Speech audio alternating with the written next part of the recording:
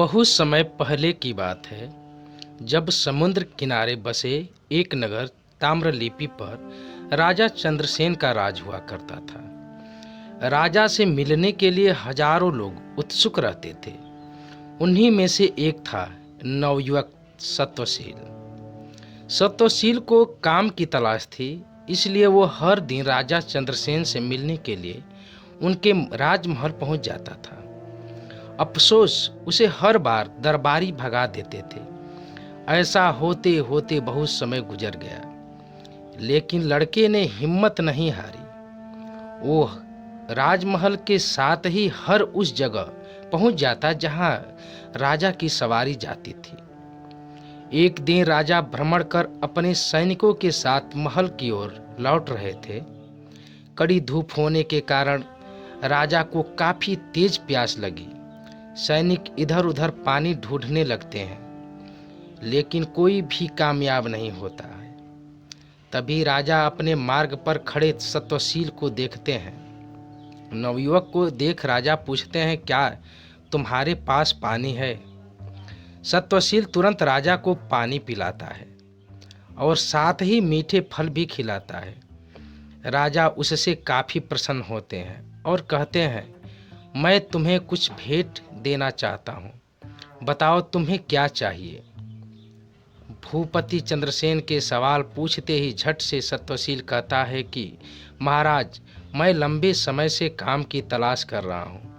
अगर आप मुझे कुछ काम दे दें तो आपकी बहुत कृपा होगी। इतना सुनते ही राजा तुरंत उसे अपने दरबार में नौकरी देते हैं और कहते हैं कि उसके द्वारा पिलाए गए पानी का उपकार वो जीवन भर याद रखेंगे।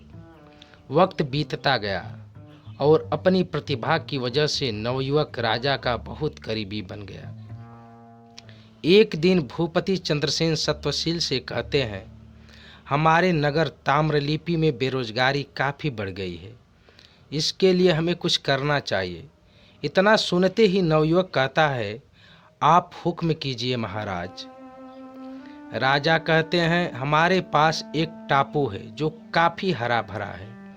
अगर वहाँ कुछ खोज की जाए तो काम के कुछ अवसर मिल सकते हैं। इतना सुनते ही सत्वशील जी महाराज कहकर टापू के लिए रवाना हो गया। समुद्र के रास्ते टापू के पास पहुंचते ही सत्वशील को पानी में तैरता हुआ एक झंडा नजर आता है। झंडे को देखते ही वो हिम्मत जुटाकर पानी में कूदता है। पानी में कूदते ही नवयुवक सत्वशील टापू की राजकुमारी के पास पहुंच जाता है, जहां वो अपनी सहेलियों और सेविकाओं के साथ गाना गा रही होती है। राजकुमारी को नवयुवक अपना परिचय देता है।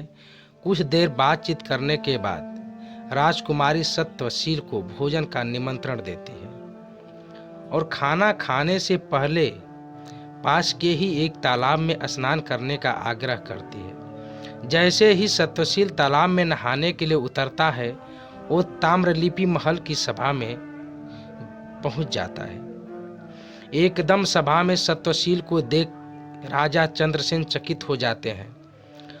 वह उससे पूछते हैं, अरे तुम यहाँ कैसे? सत्वशील राजा को पूरी घटना के बारे में बताता है। सारी बातें जानने के बाद राजा भी उस टापू में जाने का फैसला लेते हैं। वहां पहुंचकर भूपति चंद्रसेन उस टापू पर जीत हासिल कर लेते हैं। ऐसा होते ही राजा चंद्रसेन को राजकुमारी उस टापू का राजा घोषित कर देती है।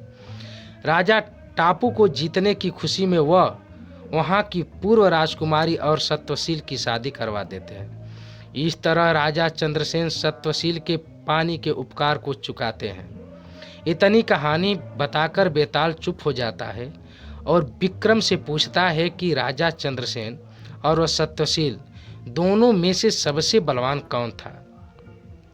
सवाल सुनते ही विक्रम बोल पड़ता है, सत्वशील ज्यादा शक्तिशाली था। बेताल पूछता है, कैसे?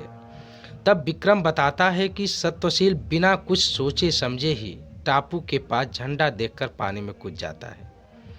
वहां कूदने पर उसे किसी भी तरह का खतरा हो सकता था, जबकि राजा को पता था कि वहां पानी में कोई खतरा नहीं है। सवाल का जवाब मिलते ही बेताल राजा विक्रम के कंधे से उड़कर वापस घने जंगल में किसी पेड़ पर जा बैठता है।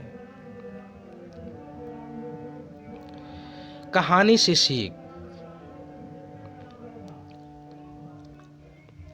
हिम्मत कभी नहीं हारनी चाहिए और कर्म लगातार करते रहना चाहिए।